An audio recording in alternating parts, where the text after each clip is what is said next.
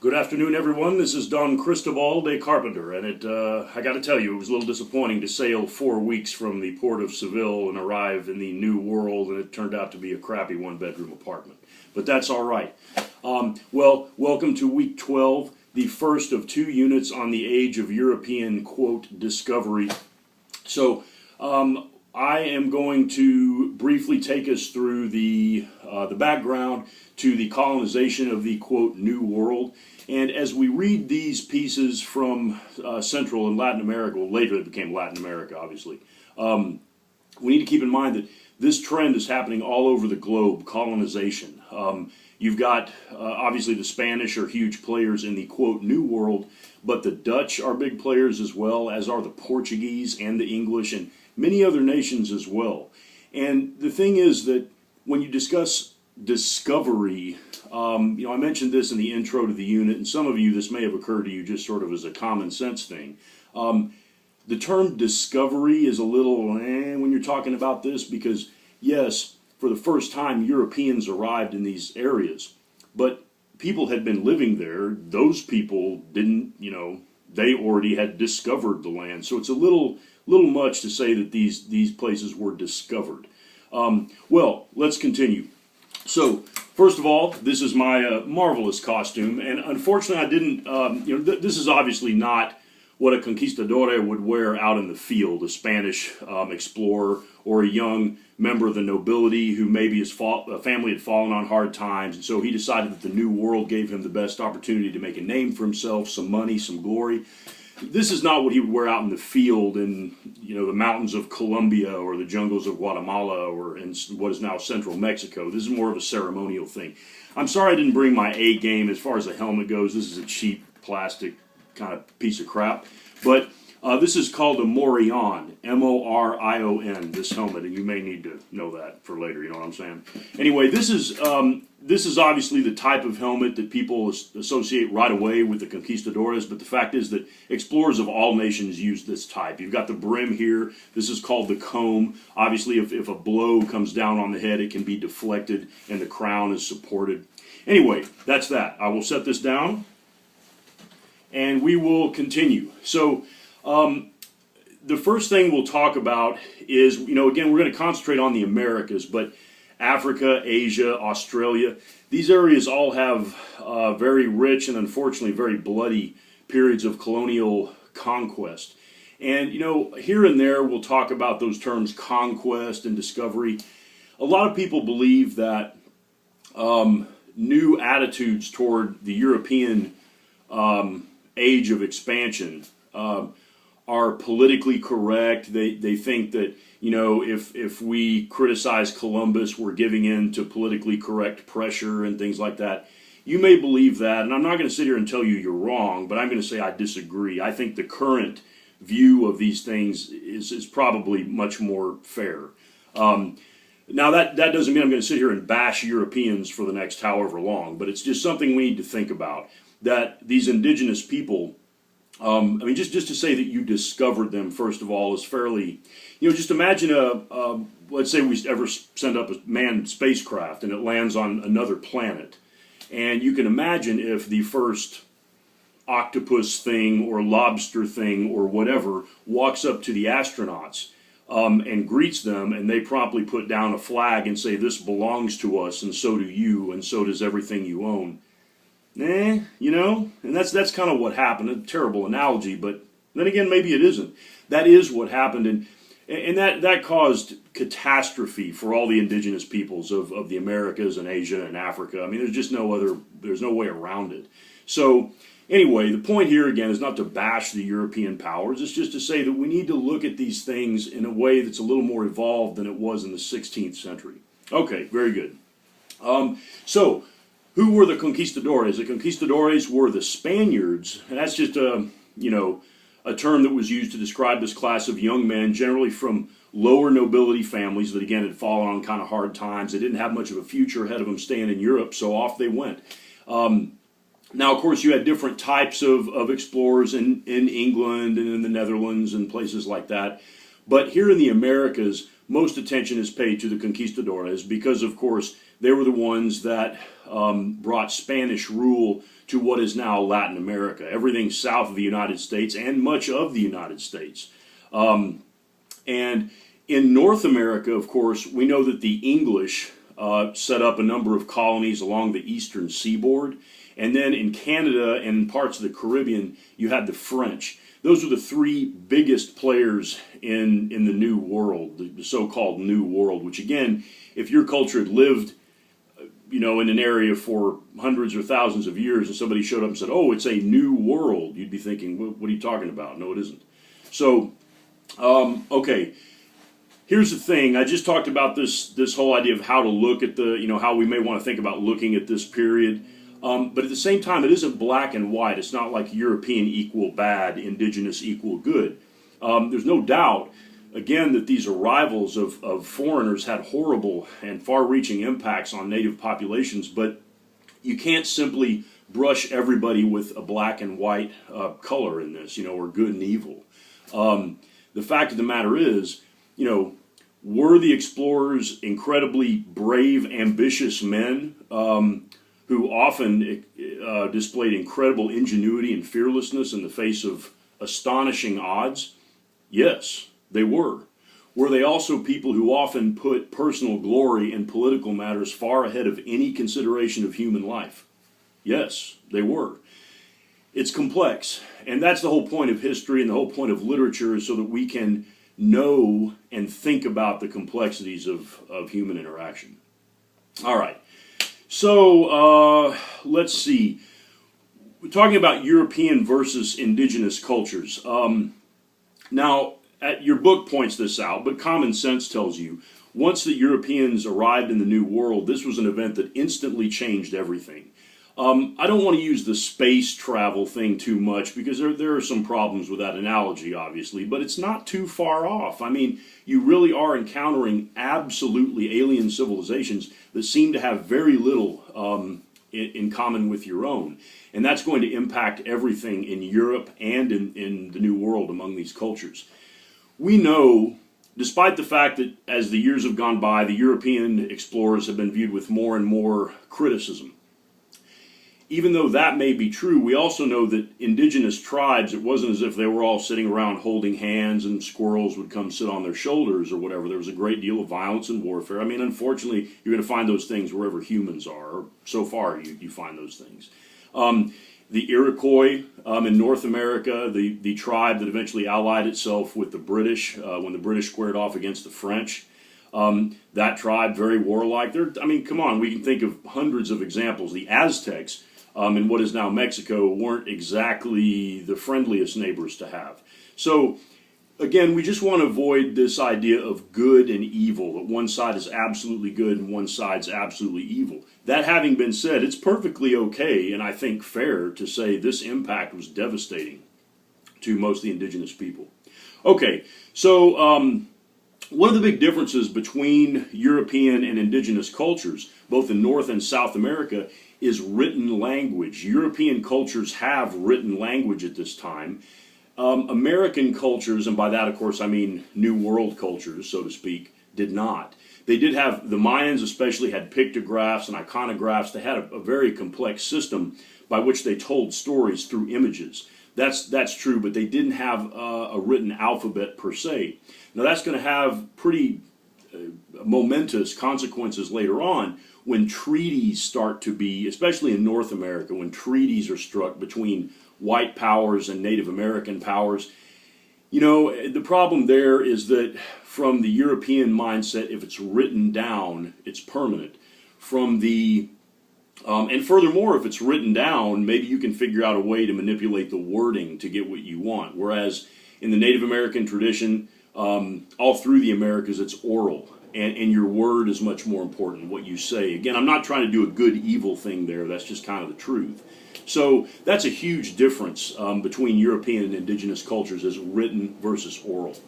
Okay, so in 1492, we know that Columbus arrives. What was he trying to do? He was trying to find route to the Orient, quote unquote, Asia, for trade purposes. And as we talked about last week, the Ottomans, a powerful Islamic empire, really controlled all those overland routes. So you had to find alternatives. European Christian powers had to find alternatives. Columbus is Italian, as you may know. He's from Genoa. First, he goes to Portugal, and he's independent. He just wants to get fame and wealth, and so he feels confident. He's done some naval service with Venice, I believe. He's fought in some sea battles. He feels like he's a good navigator. He goes to the Portuguese court, and he says, I will be happy if you pay me to lead an expedition. I believe that there is a route to the east going west. And Portugal turns him down. They've already figured out a way to get around the tip of Africa, so they think they don't really need that. He goes to France and England. Both of them kind of hem and haw. Eventually England says yes, but by then it's too late. And he's already gotten an agreement from Spain. And that's eventually for whom he sails. Spain in 1492 has just been unified. Now what we mean by unified is Spain for a long time, the south of Spain was ruled by Muslim kingdoms that arrived there, if you remember back to week 8, the spread of Islam. And the Christians eventually drove them out in the 1490s. They also kicked out were the Jews, and of course Bayezid II, the Ottoman Sultan, last week, Ottomans, he said, well, if the Christians don't want the Jews, we can use them. Come on over. Anyway, point is, Spain is unified, it's Christian. Ferdinand and Isabella, the two rulers of Aragon and Castile, are now in charge of Spain. Columbus goes to them. They're sort of drunk with success. They've reunified their country. They're wealthy. They say, sure, do it. We don't have all that much to lose. So off he goes. Nobody expected him to come back. I mean, it was a little like taking off for outer space with just enough to go one way. But off he goes. He has a fair amount of financial backing, but not too much. People were willing to risk, but not to throw away. Now, you read his first letter back to Ferdinand, or you will read it if you haven't yet. What he's trying to do is secure more funding for another expedition. And he wants to, in that letter, he wants to make things as positive as he can and say, there are tons of people here, tons of, the ground is very fertile. And although I didn't see any, I've heard of tons of precious metals around here in mines. He's trying to get more money to finance another expedition. Of course, he eventually does. Now, in that letter, we also see kind of creepy hints about what's going to come later on. He talks about how docile the natives are, how they pretty much do what you ask them to do or tell them to do. He sort of casually mentions he took some by force in order to use them as interpreters. So there are some hints there that things aren't going to go that well in the future between the two, these two civilizations. But okay, so with Spanish colonial ambition in the Americas, we could go on for hours about that, and you can read as much as you want. There's tons of information out there. The main expedition that gets the most attention was between 1519 and 1521. And that is Hernan Cortez, who is able to overthrow the Aztec Empire. Now, I'm going to, unfortunately, for time reasons, skip over what happened in Peru with the Inca Empire. That's Francisco Pizarro, who he and his conquistadors overcome that empire roughly the same time. But Cortez is the one, I think because we border Mexico, we know more about. So there are all these notions about the conquistadors in Mexico fighting the Aztecs. I mean, this idea that only a few dozen hardy, fearless men overcame armies of thousands and thousands because they were so badass and they were so tough and they had such great weapons. Partially true, not entirely true. Cortez couldn't have done a thing without the support of dozens of small kingdoms who wanted to rebel against Aztec rule. The Aztecs themselves, one of the YouTube clips that you have for this week describes their ascent and their dominance over the region. They could certainly be ruthless. They taxed their subjects very highly, the same way that European powers did. They waged war against any neighbors they didn't agree with or see fit to live. So the Spaniards could not possibly have overcome the Aztecs without thousands of Native American allies.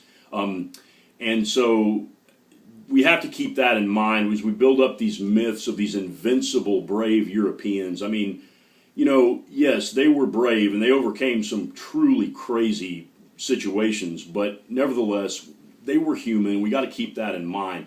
The problem with that is for so long, everybody believed that the Spaniards were like these supermen. The explorers were these supermen, and that's just not, first of all, it's not accurate. Second of all, it really diminishes the native cultures that they enslaved. I mean, frankly. Okay, but we do know that the Spaniards have gunpowder. They have horses. They have armor. Now, those things didn't solve all of their problems, but it certainly made things easier when you also had thousands of warriors on your side who wanted to rebel against Aztec rule. Well, that's going to help you quite a bit. One thing about Cortez, I mean, we could talk about him for hours. Truly, I don't know what word to use to describe this man. I mean, he is fascinating. He's one of a kind. He's a world historical figure. He's fearless. He is intelligent. He's beyond forceful and willful.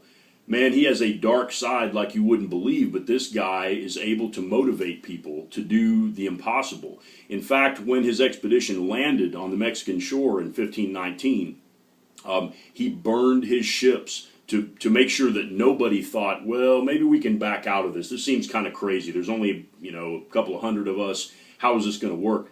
Too late, buddy. I burned the ships. That's the kind of mentality that he has. It's either conquest or death. Now, of course, a lot of this we get from his memoirs, and needless to say, and you're going to read some of those in the next unit. Needless to say, he's going to tell the story like we all do. He's going to tell the story so that he comes off even more heroically than he might otherwise. But, okay, if you're into science fiction, I don't know if you are. If you've ever, so many novels about humans landing on other planets and the difficult, complex relationships we have with alien civilizations, so much of those are based on what happened with the Spaniards in the New World, where you attempt right away to divide us, them, and you try to set up a primacy, us, them. And before long, the lines blur. You pick up native traits, the natives pick up traits of yours, the cultures intermingle, conflicts become extremely complex. Certain tribal divisions are actually magnified. This has happened in Africa hundreds of times, where there might have been a tribal division before the European arrival, but afterward those tribal divisions become extreme and very, very deadly when they weren't before. Okay, anyway. Okay, so there are a number of reasons the Spaniards succeed in Mexico overcoming the Aztecs. I mean, we've talked about firearms. We've also talked about the fact, sort of, but let's reemphasize it. The native powers were not unified. The Aztecs were powerful, but they had, again, there were many subject kingdoms that were more than happy to rebel against them. So disunity is also a problem for the native cultures. Finally, disease. I mean, I can't emphasize this enough, and all you got to do is Google, Spanish conquest, mortality, disease, and you're going to get all, I mean, some of these numbers are skewed and biased and all that, but even by conservative estimates, you're talking about probably half the population of a lot of these countries dying in a 10 to 15 year period because they have no natural immunity to these diseases that the Europeans bring with them.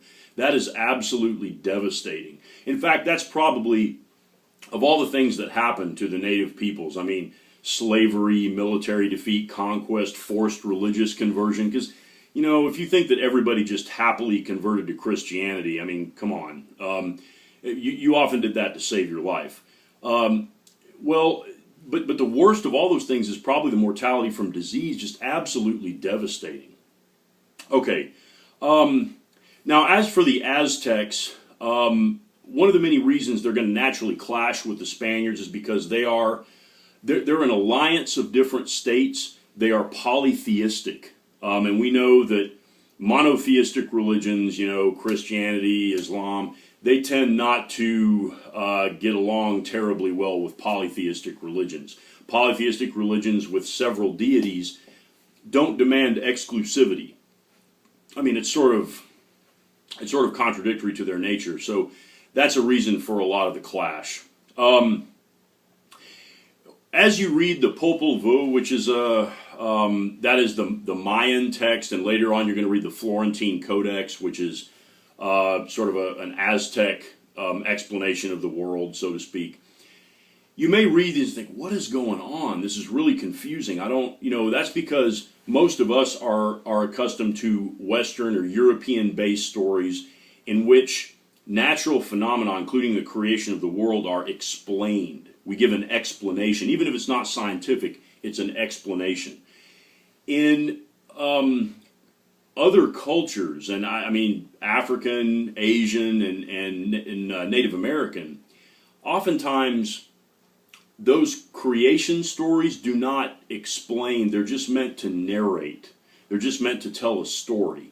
And so sometimes for modern readers, you read some of this stuff and you think, but where's the moral? We tend to look for a moral because that's kind of a European thing, the idea that entertainment has to have a moral of some kind. And it can sometimes be hard to find because it wasn't intended to be there.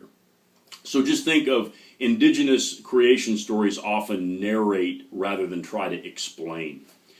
Now, as far as, we also know that for most indigenous cultures, their relationship with the natural world is totally different than the European. And here, again, I don't want to do this good-evil thing, but, for the Europeans, who were technologically advanced in many ways, although the indigenous cultures were often advanced as well, I mean, a lot of the aqueducts that the Aztecs built are still in use in Mexico City. Anywho, for the Europeans, the land was something you controlled, and you got it to do what you told it to do. It did what you wanted it to do so that you had increased production and things like that to support your always expanding population. In indigenous areas, including the Americas, it wasn't like that. It was you were part of the land, and you were meant to coexist with the land, and the natural world and your world were on the same level. And again, I'm not trying to talk about good and evil here, or European bad, native good. It's just that, again, that's factual. Quick aside about stereotypes and viewing people in stereotype ways. I mean, many people seem to think there is such a thing as good stereotypes, right? And I don't need to list all of them here, but stereotypes that are positive, I don't know, a certain ethnic group is good at math, a certain ethnic group is good at dancing and things like this. And people seem to think that talking about that is not offensive, that's okay, it doesn't hurt anybody, we're praising them, what's the problem? Well, there's no such thing as a good stereotype, I mean, I'll give you an example. And I'm thinking of this because of talking about the land and the native culture's relationship to the land. A few years ago, I had a student who was Native American. I mean 100%. He wasn't, 1/80th Choctaw like people go around talking often.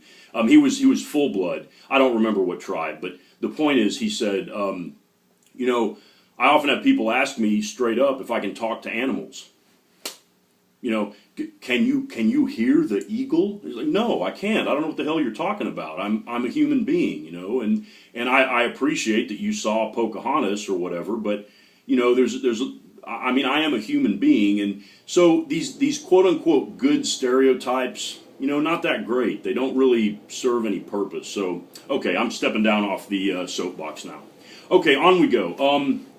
So what were these colonial powers looking for? The Spanish, man, I'm simplifying this like crazy, but let's do it anyway. Spanish essentially looking for gold. French looking for trade, especially in the fur trade. And then the English are looking for space in which to practice agriculture. Many of the English settlers, of course, wanted to get away from England for religious reasons.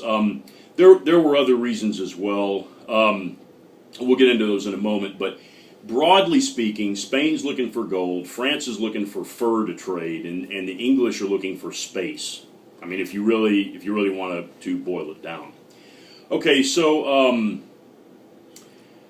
the French and English, so we've talked about the Spanish so far. Let's go north. and talk about North America.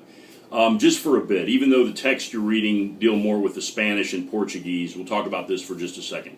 So, English colonists, as we mentioned, are coming over because of space. In 1600, England, which is not the biggest island in the world, has about 5 million people on it. It's very crowded.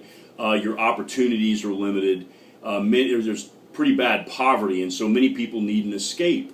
And so, going along on one of these expeditions to what is now the eastern seaboard of the United States is not a bad idea. Now, your mortality is extremely high. Your chances of surviving are very low. But at least it's a chance. You might be able to start over, get some land, rebuild your reputation. A lot of the people who came to the colonies were criminals of some sort, or they'd been accused of things, and so they wanted to leave the old world behind.